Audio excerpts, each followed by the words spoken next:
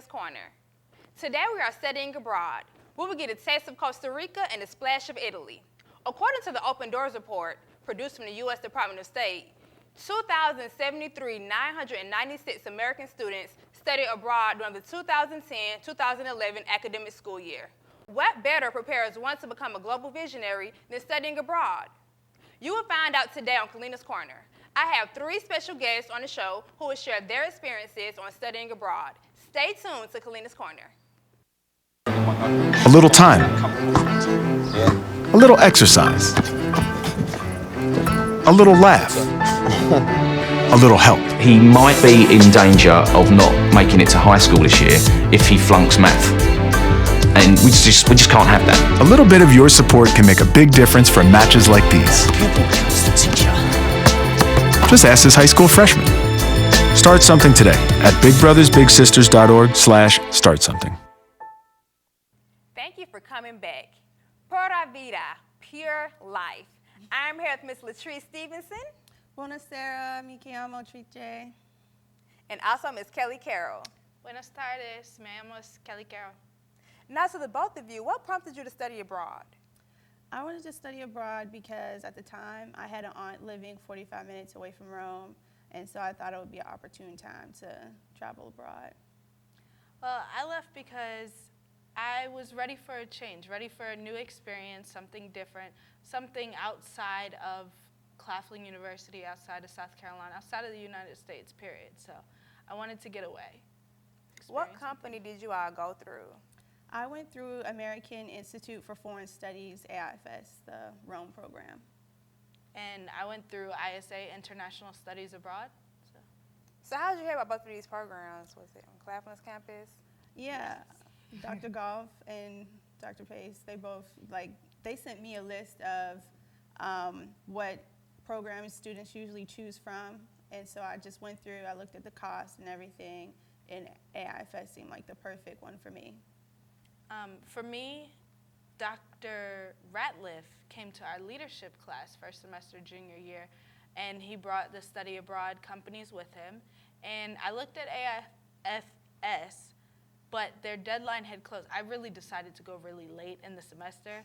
So their deadline had already passed, and ISAs had been extended, so I applied and got accepted, and that's how I ended up with ISA. So how did you go about choosing your schools?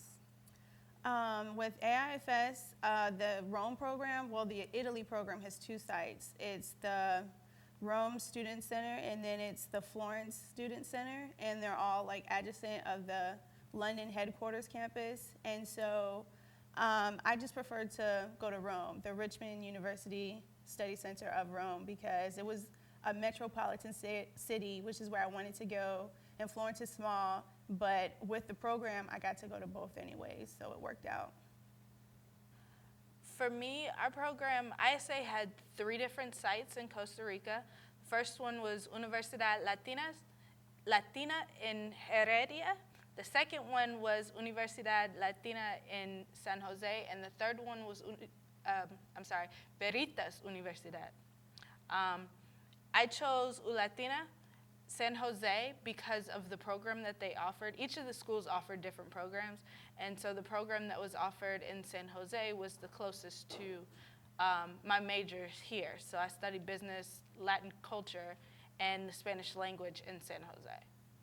So you just explained how you compared the curriculums. What about you, Latrice? How did you compare the curriculums and kind of prepare to go to the Richmond Center? First, I looked at the curriculum that I needed to graduate because I did it my senior year, and then I looked at the classes that they offered over there. So since it's they did have classes for my major, I hadn't even taken my language requirement yet, and so they offered 2 language courses. One was 4 credits and one was 3. So I was ready to go after that because I could get the majority of my credits done in 1 semester. Wow, that is awesome. So you basically just took the courses you would have to take over here anyway there. And it was the culture you were studying. Yeah, it helped a lot. It helped to be in the environment of the language I was learning. Now, what about the housing? Do these programs offer housing? I know you had an aunt that lived there. Did you live with your aunt?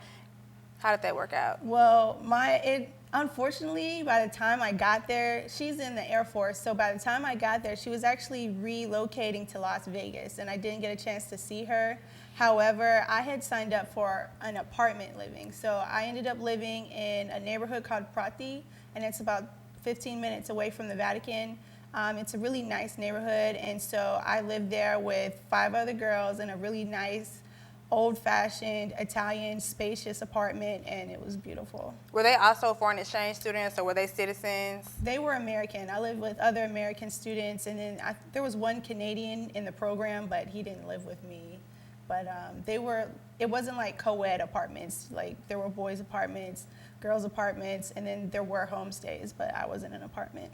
So you didn't experience a homestay, but did you, Kelly? Yes, I did. I stayed with a host family in a neighborhood called Vargas Araya, which was about 10-minute walk from my school. I had a host mom, a host brother, and my host brother had a son. So it was kind of like a host nephew or little brother. You had a whole family. Yeah, we had a whole family. It was fun. Her mom lived around the corner, so she was always at the house. Her boyfriend also pretty much stayed with us, too. So it was pretty fun. We had a full family, lots of fun. I absolutely loved being with a family because you're completely submerged in the culture. They cooked for us twice a day, breakfast and dinner, as part of our arrangements. We each had our own room because I had a roommate. But we had our own room. We had lock boxes so that we could lock up all of our important valuables. But I really enjoyed staying with the host family. It was fun. Her mom lived around the corner, so she was always at the house.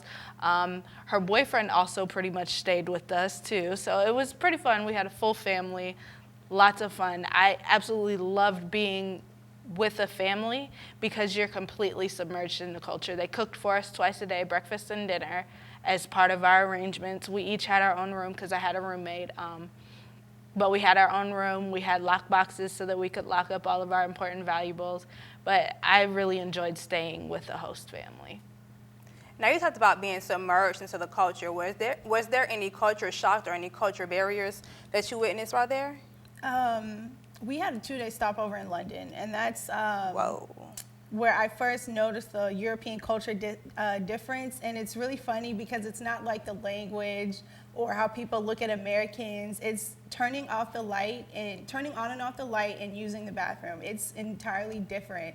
The way they do it there is you get your key card, and we didn't know this, but there was a box there right beside the bathroom, and we thought you just stuck the key in, and then we didn't even know about the box at first. We were wandering around the room in the dark trying to turn on the lights. So we used our key card for this box, and it turned on the lights, but we didn't know we had to leave it in there in order to keep the lights on. That was one of the bigger issues. What about the students? Did they try to help you out any? We actually, it was all American students. It was an American study abroad program. We did get to meet Italian students, but in my school, it was all American students, and we were all confused together. Now, what about you, Kelly? Did you experience any barriers with the culture? Barriers, yes. Culture shock, yes. Everything, yes. Very much so. As far as culture shock goes, some of the biggest things that definitely kind of grossed us out and confused us when we first got there and scared us a little bit. The toilets, the plumbing was very, very old in Costa Rica, so there was no flushing toilet paper. So you'd have to wipe yourself and throw it in the trash, which I didn't see as very fun or nice or anything at all. It grossed me out completely. Then another thing was they have these boxes in their showers, over the shower head, where you turn on the hot water and turn it off, but it's a box of wires in the shower.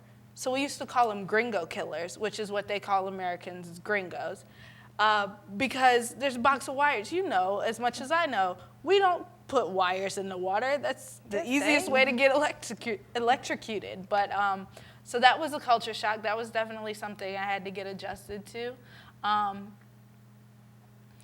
As far as learning barriers go, for the most part, all of the teachers that they hired to teach in our program spoke English very well.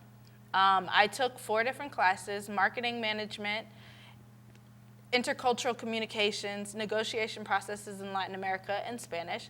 So my Spanish teacher, I used to joke and say he teaches English to Ticos and Spanish to gringos. Ticos are what they call Costa Ricans. And my intercultural and negotiation processes teacher, she spoke 7 languages fluently. Wow. Now, I hear you talk a lot about communications courses. I know you're a mass communications major. Do you see yourself establishing a career in Costa Rica? I don't know about establishing a career per se, but I would go back and work for maybe a year or 2 and come back to the U.S. because I just think that it could enrich my life even more than it already has. Well, thank you both for coming over to Kalina's Corner. Up next, we'll have another update from a Costa Rican, a student who did a foreign exchange program with Costa Rica, just like Kelly. And stay tuned because we'll also have a little bit more about Italy. Ciao. Did you know kids who play outdoors have healthier lungs? Totally. Did you know that boys that play with dolls make better husbands? My son has lots of dolls. But did you know terry cloth diapers breathe better? I did. It's totally true. Oh yeah. Did you guys know statistically friendly kids have more friends? Yeah. That's obvious. Did you know most people think they're using the right car seat for their kid, but they're not? Parents who really know it all know for sure that their child is in the right seat. Visit safercar.gov/the-right-seat to make sure your child is protected. Thank you for coming back. I am pleased to introduce Ms. Casey Sharperson. Hola, ¿cómo estás? Soy Casey de Carolina del Sur y estoy emocionada que estoy aquí con ustedes. Casey, do you feel like an ambassador for Claflin after saying all of that? I feel like an ambassador for Claflin, especially while I was in Costa Rica. It was a really good experience to be able to interact with the international students as well as with the Costa Ricans, being from an HBCU, and kind of disproving or proving stereotypes that were kind of placed upon me, being that I'm from the South and from the States. So, what were some of the primary stereotypes that you witnessed? I think I didn't really experience a lot of stereotypes necessarily from Costa Ricans, but a lot of stereotypes more from the international students, because there were a lot of people from the Midwest or the West Coast that had really not been exposed to, kind of what it's like to be from the South. So kind of proving or disproving that everybody doesn't act like what they see necessarily on BET. So that was a fun experience, but it's good. There's a lot of stereotypes. I know I experienced a lot of generalizations and stereotypes from my classmates and Italian citizens. My classmates would always ask me to pick out my hair, or they would like to touch it. They would like to lay on it and say it was so soft like a pillow and stuff. But it wasn't rude or anything like that. It's just something that they were new to. And then I was out one time, and an Italian came up to me, and he spoke to me in Italian, like parla italiano, stuff like that. And so he asked me, do you like black music? And I was confused for a little bit, and I was like, why would he ask me about black music? And so then he handed me a card that had an ape on it with a red cup. And it said, we play black music at this certain spot. And the area was in is kind of like the bohemian ghetto of Italy, well, of Rome. And so at the time, I was a little off-put by it, but they're heavily influenced by American media. So it wasn't necessarily insulting, because I was with someone with pink hair and they thought she was Nicki Minaj. So it's not to be insulting or cruel, it's just because they're so influenced or they're so aware of American media, they don't know what's real and what's unrealistic. Now, what is the social life like? I know you mentioned a bar and somebody asking about black music, but what was the social life like in Costa Rica and in Italy? I think for me, in Costa Rica, the social life was a lot different than here in the States, because for where I lived, in walking distance, there are a few bars, but those bars closed kind of early, I guess relatively early. They closed at about 1:32. So by that point, you're kind of just, after the bar, you're going back home. But when you go back into the city or you go to the beach, it's just like nonstop going out, fun, mixing and mingling with the locals. And that was one of my favorite parts, was going to the beach and going out and meeting new people. So. Now, you already talked a little bit about your classroom experiences. What about you? What specifically happened in your classroom? I really enjoyed kind of how our classrooms were set up, because my Spanish classes were a lot different than what I was used to here in the States. And they were more focused on conversation and less focused on let's sit down and conjugate a bunch of verbs. So that was a different experience, as well as my elective classes that I took. They were more open discussion and sitting down and talking about our experiences and tying those into our coursework instead of just doing theory. So I really enjoy that. And my professors were really down to earth, really laid back, really cool. So I have all their emails, and they said, you know, let me know when you're coming back and we can do something, we can go out. So it was really fun. Wow. Now, was it hard for you to adapt to the culture? I think in Costa Rica, the culture is so vastly different than what it is here in the States, being that they're in Central America and the poverty rate is a lot higher, and just how things are just a lot different.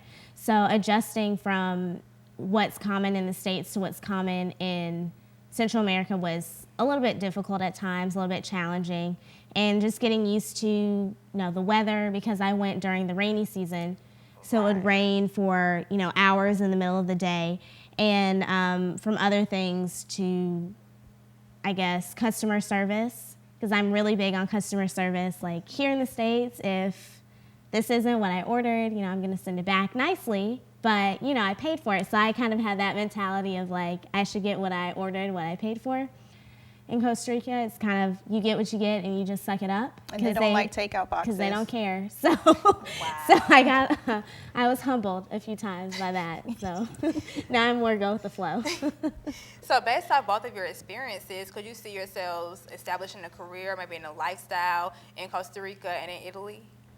I think I would like to be, I'd like to have dual residency, but I don't know if it would be in Italy, because for my field, I know, I checked into it and you have to be fluent in Italian, and I know that I am not fluent in Italian whatsoever, and the hours and the way in which they do their business is different. And then simply because I am American, I know that I'll already be paid less. Right. It's like being a woman here in corporate America. So I think if I did, I would probably go to London, because traveling in Europe is extremely cheap. So if I did, I'd like to visit Italy, but I wouldn't live there. I could see myself establishing a career in Costa Rica, not necessarily at an existing organization or existing business. If anything, I would go and be an entrepreneur and start my own something. So that's my experience in Costa Rica actually solidified what I wanted to do post-graduation. So now I'm looking in towards getting my master's in international business and learning about imports and exports and all of that, so I can actually live in another country after graduation. So. Right. You can be my neighbor. We could be neighbors. Thank you both for coming over to the Korner. Grazie. Grazie. Gracias. How do you say bye in Italian? You said it earlier. Ciao, arrivederci, a presto. There's a lot of ways. And hasta luego. How do you say hasta luego? Ciao. Hasta mañana. See you tomorrow. Adios. Thank you all for tuning in to Kalina's Korner. Next up is our Black Woman in Motion, Ms. Mara Brocker-Kill. Stay tuned.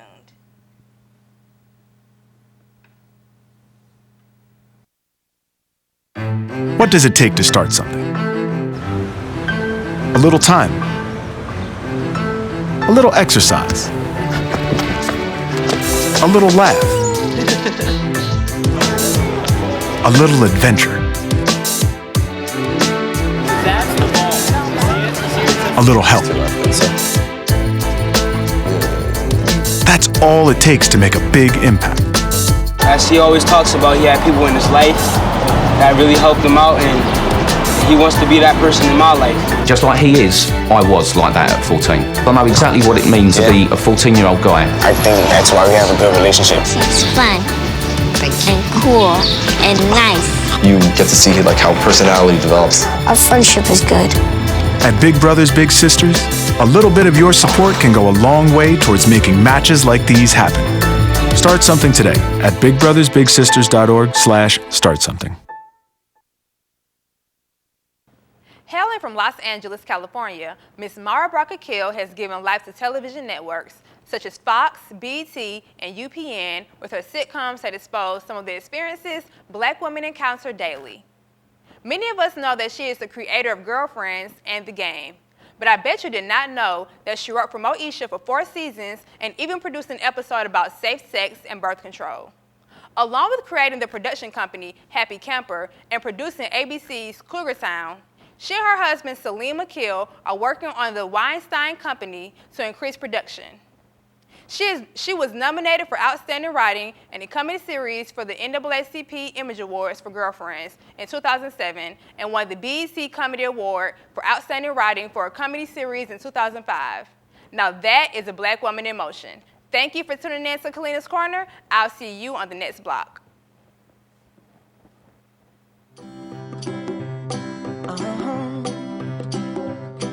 If you ever find yourself stuck in the middle of the sea, I'll sail the world to find you. If you ever find yourself lost in the dark and you can't see, I'll be the light to guide you. Find out what we're made of when we are called to help our friends in need.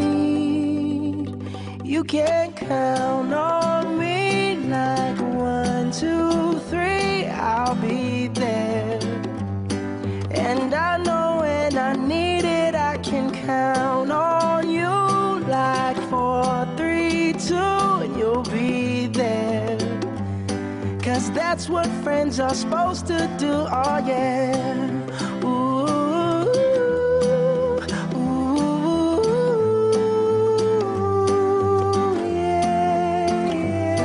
If you're tossing and you're turning and you just can't fall asleep, I'll sing a song beside you. And if you ever forget how much you really mean to me, every day I will remind you.